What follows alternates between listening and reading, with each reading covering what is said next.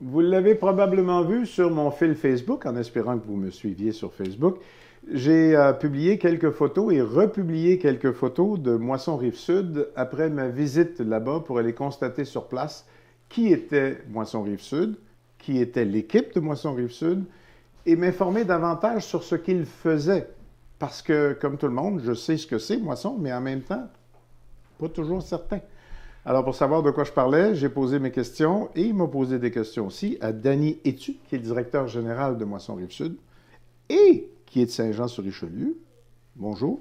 Bonjour, merci de l'invitation. Ben, merci de m'avoir reçu d'abord et puis merci de venir me rejoindre dans le studio Saint-Jean parce que quand j'étais là, j'ai constaté un paquet d'affaires, puis je viens de le dire, on sait ce que c'est, puis on ne sait pas vraiment dans le fond. Non, effectivement, c'est un défi pour nous. Ça fait 2 ans que je suis en poste à Moisson-Rive-Sud. C'est un défi de se faire connaître, d'établir la notoriété de Moisson-Rive-Sud, parce que le territoire est quand même assez vaste. Notre territoire couvre Sorel-Tracy jusqu'aux lignes américaines et englobe la MRC de Saint-Hyacinthe. Donc, 70% de la population, grosso modo. C'est un défi intéressant de résider comme organisme à Boucherville, donc sur la Rive-Sud, d'où notre nom, Moisson-Rive-Sud, mais en même temps d'avoir 9 des 15 MRC de la Montérégie qu'on dessert, puis être bien reconnu là, à travers ces 9 MRC-là, c'est tout un défi. Dans le fond, pour garder ça simple, puis on pourra aller dans des affaires compliquées si ça vous tente, gardez ça simple, vous êtes le fournisseur des banques alimentaires et des comptoirs alimentaires et des services d'urgence alimentaire, c'est tout le temps alimentaire, votre histoire, de tout ce territoire-là. Vous êtes comme leur fournisseur, leur grossiste, là, vous. Effectivement, on est un centre de distribution agroalimentaire. Vous leur facturez ça, vous leur donnez ça, vous décidez à qui vous donnez quoi, combien, quand, comment ça marche? Les organismes membres de notre réseau, 94 ou 95 en date d'aujourd'hui, viennent chez nous selon une horaire préétablie et récoltent des denrées tout à fait gratuitement, que nous allons nous chercher chez nos partenaires agroalimentaires avec nos équipements, nos véhicules, notre personnel. Je remonte la chaîne par en arrière. Vous êtes en haut de la chaîne alimentaire, c'est le cas de le dire, mais on va commencer par le bas de la chaîne alimentaire. Madame X vient de sortir de la Saint-Vincent-de-Paul, ici à côté, là, à Saint-Jean-sur-Richelieu, avec 2 sacs de provisions. Ces provisions-là, c'est la Saint-Vincent-de-Paul ici qui est allée les chercher chez vous? En partie. Il faudrait vérifier avec l'organisme en quelle proportion, mais oui, en partie, ils viennent chez nous et en partie, les organismes ont eux aussi des partenaires locaux. Vous n'êtes pas le seul fournisseur, là, vous, là. Pas du tout. Et occasionnellement, ou majoritairement, j'ai envie de dire, il y a une certaine partie du budget des organismes que l'on dessert qui servent à acheter des denrées pour complémenter l'offre de services de Moisson-Rive-Sud et des partenaires autour. OK. Je continue à remonter. Donc, le camion de Saint-Vincent-de-Paul est passé chez vous. Il a pris ses affaires. Il est venu les porter ici pour que Mme X s'en aille avec ses sacs. Vous, qui vous a apporté ou où vous êtes allé chercher ce que vous avez donné à la Saint-Vincent-de-Paul? Nos partenaires agroalimentaires sont assez diversifiés. Donc, particulièrement à l'automne au Québec, comme on est dans une région assez riche en denrées, on va chez les producteurs directement récupérer les excédents d'inventaire ou occasionnellement les producteurs décident d'eux-mêmes de redonner. Donc, ils nous appellent pour qu'on aille chercher des denrées. On va chez les grands distributeurs. Là. On a des grands partenaires, Sobeys, Loblaws, Metro. Tous les gros sont avec vous ou presque Oui, tous les gros? Oui. On va directement dans, pour le moment, nous, 35 épiceries en Montérégie sur un potentiel d'une centaine d'épiceries corporatives de ces 3 grandes bannières-là. On va dans les 5 Walmart de notre territoire. On va aussi dans plusieurs Costco du territoire. Mais là, c'est pas comme quand la Saint-Vincent-de-Paul vient chez vous. Quand vous allez chez eux, vous êtes obligé d'acheter des choses ou c'est tout le temps... Ils vous appellent pour vous dire qu'ils ont des choses? Oui. Okay. On achète rarement, extrêmement rarement. Les achats qu'on va faire à Moisson-Rive-Sud, c'est des achats où il y a plus de contrôle sur la denrée, comme les œufs, par exemple. Quota obligeant, C'est un bon exemple. On comprend tout ça. Exactement. Quand on veut bonifier notre offre de service, bien, on va aller acheter des œufs. Mais des œufs, pour en fournir une quantité suffisante, c'est 8 à 10 000 à chaque fois qu'on en achète. Vous achetez en solde, vous, là? On les paye, non, on les paye pas mal au prix du marché à cause de l'offre des quotas là, qui sont imposés aux producteurs d'œufs. On est un peu pogné avec le prix du marché.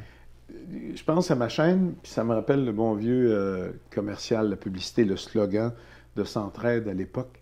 J'ai toujours trouvé qu'il aurait dû le garder, mais en tout cas, des gens qui aident des gens, qui aident des gens, qui aident des gens. Oui. C'est ça, là. Vous êtes dans ça, là. Puis vous encouragez les gens au-dessus de vous, producteurs, les grands distributeurs, pour leur dire ce que je vais aller porter, ça va aider du monde, ça va aider du monde, ça va aider du monde. Ça marche-tu? Ça marche bien. On ne soupçonne pas la générosité des gens à tout point de vue. Tantôt, je disais, on va récupérer chez des partenaires agroalimentaires, mais si vous saviez le nombre d'individus, des gens qui arrivent chez nous, sonnent à la porte, ils ont 2, 3, 4 sacs d'épicerie. Il y a un petit producteur de Saint-Bruno qui est dans la laitue biologique hydroponique. Il fait des tests, il fait des choses. La laitue est super bonne. Puis là, il veut faire sa récolte puis passer à la prochaine culture. Il a porté des sacs chez nous. Les gens sont extrêmement généreux. Dans mes années de télévision, j'ai eu le bonheur d'accompagner un autre Danny de Moisson Montréal à l'époque, qui n'est plus là maintenant, qui venait me raconter, puis ça a duré une couple d'années, parce que ça n'a pas été fait du jour au lendemain, son projet de récupérer la viande avant qu'elle soit passée date. Moi, je le dis de même, là, mais ça a sûrement un nom un peu plus chic, là, mais ça revient au même. Mais là, c'était compliqué parce qu'il y a, dans ce qu'on appelle ce milieu-là, la chaîne de froid. On parle de viande, là. Oui. Bon, fait que je vais prendre un rôti de veau, là. Ouais, un rôti de veau, c'est correct. Puis, je suis un gros vendeur, une des 35 épiceries que vous allez voir. C'est devenu un succès phénoménal, pas juste Moisson Montréal, pour vous aussi. Comment ça marche? Comment le rôti de veau, au lieu d'être jeté, s'en vient chez Madame X qui est sortie de Saint-Vincent-de-Paul avec son rôti? D'abord, cette initiative-là a été étendue à la grandeur de la province. Et c'est notre association provinciale qui s'appelle les Banques alimentaires du Québec qui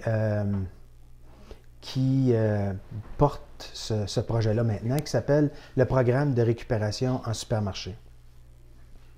Effectivement, là, si on reprend le rôti de veau chez l'épicier, avant la date de péremption, avant que ça ait dépassé la date de péremption, si le rôti de veau est invendu, il va être congelé par le marchand. Donc, il congèle sur place. Eux autres, il faut qu'ils fassent ça. Ce qu'ils n'auraient pas fait avant, là, ils l'auraient jeté. Non, exactement. Ce qu'il faut qu'ils fassent avant. Donc, on congèle le rôti de veau. On fournit aux détaillants, nous, des bacs en plastique noir pour être capable de mettre les denrées dans ces bacs-là qui sont congelés, que nous, on récupère 1 à 2 fois par semaine chez chacun des épiciers. On les récupère naturellement avec des camions appropriés qui sont capables de transporter de la nourriture congelée. On ramène ça chez nous dans des installations toujours congelées et éventuellement, on va faire un tri de cette viande-là, la retransférer dans des contenants de styromousse qui vont nous servir à la distribution chez les organismes. C'est compliqué, c'est pas évident. Non, c'est pas simple. D'ailleurs, il y a d'autres choses de compliquées. Ma TV vient de lâcher. Ils vont m'apporter mon téléphone, je vais pouvoir remettre l'image. Désolé, c'est juste un petit problème de production. Je vais vous organiser ça. Pendant qu'on jase, donc, vous me disiez, c'est compliqué, on était rendu au styromousse, puis on n'est pas encore rendu chez le monde, là. Non. Donc là, l'organisme vient chez nous, dépendamment de la clientèle, du nombre de personnes desservies par le membre qui vient chez nous, on va lui octroyer un certain nombre de glacières de cette viande-là. Donc là, l'organisme, toujours dans un véhicule qui permet le transport des denrées congelées, ramasse les produits. Il n'y a pas juste de la viande là-dedans, mais la viande est un produit très important du programme de récupération supermarché. Donc là, ces produits-là sont amenés chez les organismes, conservés aussi dans un endroit approprié si ce n'est pas distribué la journée même.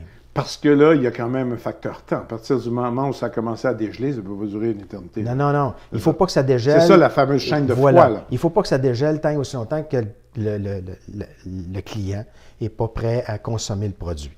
Mais ça, si j'ai bien compris, puis je l'ai compris en allant chez vous, parce que votre entrepôt, c'est grand, mais votre congélateur, puis votre frigidaire aussi. Puis j'imagine qu'à cause de tout ça, ça a beaucoup bouleversé vos habitudes, votre façon de faire.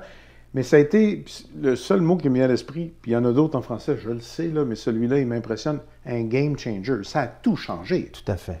Au début du programme de récupération supermarché, les grandes bannières, on avait besoin de s'apprivoiser, je dirais, mutuellement, les grandes bannières et les moissons, les banques alimentaires du Québec. La viande ne pouvait pas être distribuée aux gens fragilisés directement congelée.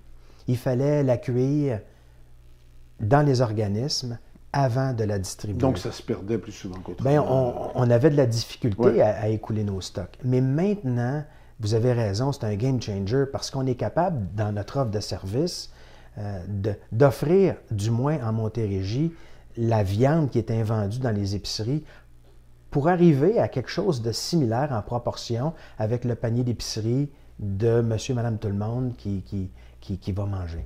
C'est peut-être pas le guide alimentaire canadien, mais avec la viande dedans, ça faisait une bonne différence. Ça aide énormément. Là, j'ai compris, je viens de le dire, que vous avez un gros frigidaire, gros congélateur, tout ça. J'ai compris que ça avait bouleversé un peu l'opération, la place que ça prend. J'ai vu que vous aviez même un lave-vaisselle industriel pour être capable de laver les caisses, les bacs, tout ça. Ça a changé votre vie et celle de vos clients parce que ça vous a aidé énormément. C'est extraordinaire pour la société parce qu'on jetait ça ou presque, puis là, ça sert à quelqu'un. Mais ça a comme pas été facile pour vous. D'un côté, vous aidez plus, puis vous aidez mieux, mais de l'autre côté, c'est de l'ouvrage, puis c'est des frais, là. C'est beaucoup, beaucoup de frais. Et c'est pour ça que les organismes communautaires comme la nôtre, on aime beaucoup la participation des dons financiers à notre mission globale et non pas fonctionner nécessairement par projet. Parce que opérer une flotte, c'est pas gros chez nous quand même, là, c'est 3 camions, mais c'est tout de même 3 camions qu'il faut opérer. Avant les pneus, avant le changement d'huile, avant tout ça, là, puis l'essence dedans aussi. Voilà. Là. Et moi, le pari que j'ai pris par rapport au PRS pour PRS. Le programme de récupération supermarché, d'accord, pour avoir le souci de ne pas manquer de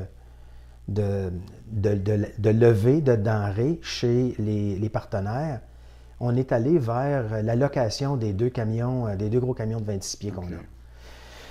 Ça coûte de l'argent, ça. Ça coûte de l'argent. Ça nous coûte au-delà de 80 000 $ par année. Si on fait une moyenne sur 6-7 ans, achat, location, c'est blanc, bonnet, blanc. Mais l'avantage de la location avec les pneus et l'entretien, c'est que je ne perds jamais une levée. C'est ça. Jamais. Puis c'est important parce que si la levée, ça veut dire que le magasin qui a accumulé du matériel pour vous, vous venez pas le chercher, il ne vous aimera pas si vous ôtez une semaine, puis il ne sera peut-être plus d'un partenaire après. Là. Voilà. Fait que ça veut dire que si j'ai bien compris, on a adapté, on s'est accommodé, mais c'est plus idéal. Là. Puis d'ailleurs, c'est serré chez vous, je trouve. Oui, c'est trop petit. En fait, c'était déjà petit avant. Avec le PRS, c'est encore plus exigu. Il y a beaucoup de choses qu'on n'est pas capable de faire. On est obligé, par exemple, de faire le transfert de notre viande dans le bac de plastique noir vers le contenant de styromousse dans notre réfrigérateur, ce qui n'est pas idéal. Ben là, vous n'avez pas le même frigo que moi, là, mais même à ça ça prend de la place dans le frigo que vous pourriez utiliser pour autre chose. Donc, votre ambition, votre besoin, l'urgence, si on parle de planification chez vous, c'est de vous installer dans plus grand. Là. Presque 3 fois plus grand. On a eu la grande opportunité d'avoir un partenaire qui a fait un travail de mesure, de besoin d'infrastructure pour nous, les gens de Deloitte à Montréal. Ils ont mesuré, on a 14 000 pieds carrés de bâtisse actuellement. Eux autres estiment, avec une augmentation quand même significative du volume de denrées qu'on pourrait récolter, ils mesurent qu'à terme, on aurait besoin de probablement autour de 40 000 pieds carrés de bâtisse. C'est presque le triple. C'est énorme. Ça va être un gros projet, ça. Très gros projet. À financer, en tout cas. Là. Et tout à Parce fait. qu'avec l'argent, vous allez savoir quoi faire, mais tout à fait. le problème, c'est d'aller chercher l'argent. Tout à fait. Bon. J'imagine qu'on va s'en reparler de ça quand vous allez avoir... Assurément. Ouais. On va vous tenir informés. Là, parlez-moi de notre monde ici. Comment ça marche à Saint-Jean? Vous m'avez dit tantôt, oui, à Saint-Vincent-de-Paul, ils ont peut-être d'autres sources d'approvisionnement. C'est pas que je me trouve loin, parce que les camions, ça peut aller partout. Et puis, c'est souvent eux autres, c'est pas souvent, c'est généralement les gens qui vont chercher chez vous. Mais est-ce que ici et dans la région autour du comté, est-ce que vous avez des fournisseurs autant qu'ailleurs? Est-ce que vous avez des clients autant qu'ailleurs? Est-ce que tout le monde est bien servi? Autrement dit, on peut-tu s'aider plus? On peut-tu travailler plus ensemble? On a je pense, en tout cas, là, de ma perspective, on a une très, très belle relation avec les organismes qu'on dessert. Autant ceux de Saint-Jean qu'à l'ensemble du territoire. À Saint-Jean, on a 4 organismes qui viennent s'approvisionner chez nous. Est-ce qu'il y en a d'autres organismes? Oui. Est-ce qu'ils viennent chez nous? Non. Pourquoi? C'est une toute autre question. Là, pour le moment, je vous dirais que je ne l'explore pas parce que je n'ai pas la capacité logistique d'approvisionner d'autres organismes, tant et aussi longtemps qu'on n'aura pas plus grand pour faire ce qu'on a à faire. Mais bon an, mal an, on donne aux organismes qui viennent chez nous de la région de Saint-Jean tout près de 500 000 kilos de denrées par année. Ce qui est quand même pas... À Saint-Jean, ça? Oui. 500 000 kilos juste à Saint-Jean? Oui, oui. Mais vous en donnez combien de nourriture? Vous calculez ça en kilos, là. Oui. Pas en dollars, mais en kilos, là. En kilos. Vous en donnez combien dans une année? L'an passé, on a fini l'année à près de 3,2 millions de kilos de denrées. Et on pense cette année, avec les 35 magasins PRS, qu'on a commencé vraiment programme de récupération supermarché. Donc, il y a autant de viande là-dedans congelée que de d'autres produits. Mais dans le PRS, dans le programme de récupération supermarché, 60 % c'est de la viande. OK. Mais donc, avec ces produits-là, on estime qu'on va être tout près du 3,7 à 4 millions de kilos cette année. C'est quand même pas anodin. Mais les besoins sont énormes. Hein? Énorme. On arrive à écouler de façon très facile, je vous dirais, l'ensemble de ce qui est récolté. Notre taux de rejet. C'est une drôle de façon de dire ça. Vous arrivez à écouler. Dans le fond, vous n'avez pas besoin de vous battre pour vider les tablettes, là, vous, là. Non. Ça se vide du sol, là. Effectivement. On gagne-tu la bataille? On avance-tu? C'est mieux aujourd'hui que c'était il y a 20 ans? C'est toujours mieux. Le coût de la vie, vous savez, il y a 3 postes budgétaires qui sont extrêmement élevés pour les gens. Hein? Se loger, se transporter et se nourrir. Ça ne changera pas. On est un peu pogné avec ça. Mais ce qu'on constate dans notre réseau, c'est que les gens, ils ne viennent pas s'accrocher ad vitam aeternam. Ils viennent un certain temps, ils obtiennent l'aide dont ils ont besoin. Après ça, ils deviennent autonomes. Puis c'est le but de nos démarches. Nous, dans le monde des organismes à but non lucratif en sécurité alimentaire, notre but, c'est de développer l'autonomie des gens fragilisés pour qu'ils puissent, après ça, être capables de s'organiser par eux-mêmes sans dépendre des banques alimentaires. Une autre chose qui m'a impressionné chez vous, je ne vous ai pas invité pour vous faire des compliments, mais en même temps, quand on va comme ça visiter, puis vous n'êtes pas la première place ni la dernière que je vais aller visiter, on vient avec un certain sentiment, une certaine vision. Ce qui m'a impressionné chez vous, c'est la partie bénévole. Vous avez des employés permanents, forcément, vous avez un encadrement donné, bon, tout ça. Mais les bénévoles, c'est le nerf de la guerre. Et à quelque part, si la société n'avait pas autant besoin d'aide, il y aurait moins de bénévoles qui iraient aider. C'est juste que chez vous, ils sont hyper efficaces. Oui, tout à fait. Chez nous, on a 16 employés à temps plein de tout type. Mais on mesure les heures de bénévolat de chaque personne qui vient chez nous au cours de l'année. Puis à la fin de l'année passée, on est capable d'estimer le nombre d'années personnes que ça représente. Et chez nous, c'est 8,2. Donc, pour chaque employé, donc, c'est ça? Les bénévoles qui viennent chez nous, la panoplie de bénévoles qui sont venus au cours de l'année représente un petit peu plus que 8 personnes à temps plein l'année durant. Wow. C'est énorme. Oui. C'est énorme. Bien, en fait, le ratio que vous êtes en train de faire, c'est comme de dire que dans un téléthon, il y a 60 % de l'argent qui est donné qui reste pour la production, puis 40 qui vont... Hein? C'est un peu le même genre de ratio. C'est important de comprendre ce qu'on donne, ce qui est fait avec. Ça donne-tu de l'ouvrage à 50 personnes ou ça donne-tu de l'ouvrage juste à 16, mais à plein de bénévoles? Et là, ce ratio-là, il fait le tour de la boucle, il vient boucler la boucle parce que ça montre jusqu'à quel point on sent que c'est nécessaire dans la société, parce qu'ils sont éveillés aux besoins des gens autour d'eux, ces gens-là. Nous, pas de bénévoles, on serait contraint de fermer nos portes. C'est sûr qu'on n'y arriverait pas. Je ne serais pas capable, je peine à payer 16 employés maintenant. Je ne serais pas capable d'en payer 8 de plus. Et puis, il faut réaliser que les gens, parce qu'ils travaillent dans le communautaire, c'est pas nécessairement ce qu'on considérait autrefois toujours de la charité chrétienne. Je veux dire, les salaires, sans être compétitif, il faut quand même que les salaires conviennent à des gens qui sont aptes à faire un certain travail, qu'on puisse garder quand même assez longtemps, parce que qu'on soit dans le communautaire ou dans le monde des affaires, le changement de personnel a un coût aussi assez astronomique, là. Monsieur Etu, le député n'a pas les enveloppes discrétionnaires pour être capable de vous promettre quoi que ce soit pour votre déménagement et votre relocalisation. Mais quand vous aurez besoin d'aide, vous m'appelez pour n'importe quoi. Avec plaisir. Merci. Merci de m'avoir reçu.